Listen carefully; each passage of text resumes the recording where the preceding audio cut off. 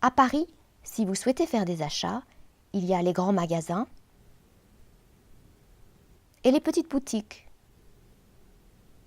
Mais si vous préférez les objets d'occasion, il y a des magasins de brocante, d'antiquités et surtout les célèbres marchés aux puces.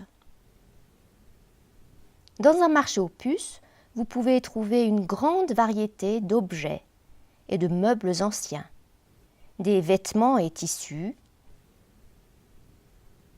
des bijoux, des phonographes et radios, des livres, des pièces de monnaie, des cartes postales,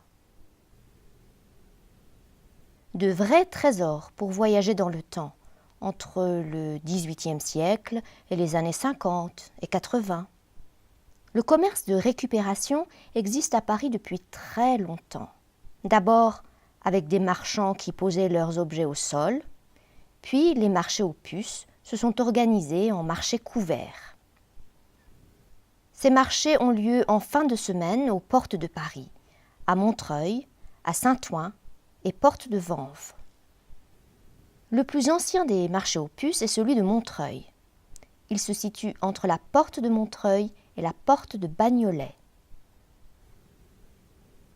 Le plus renommé est le marché aux puces de Saint-Ouen. Le quartier est connu pour ses brocanteurs et antiquaires. Il y a 14 marchés couverts et 9 marchés de plein air. Aujourd'hui, on y trouve aussi des vêtements, des chaussures et des accessoires neufs. Pour y aller, il faut descendre à la station de métro Porte de Clignancourt. Le seul marché aux puces qui se trouve à Paris est celui de la porte de Vanves. Il occupe 2 avenues dans le 14e arrondissement de Paris. Aller à la recherche des objets du passé qui font partie de notre histoire est un plaisir pour les Parisiens, mais aussi pour de nombreux touristes. En français, chercher des objets d'occasion se dit chiner.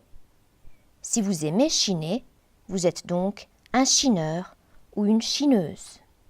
Bien sûr, tous ces objets sont à vendre. Les prix ne sont pas toujours fixes.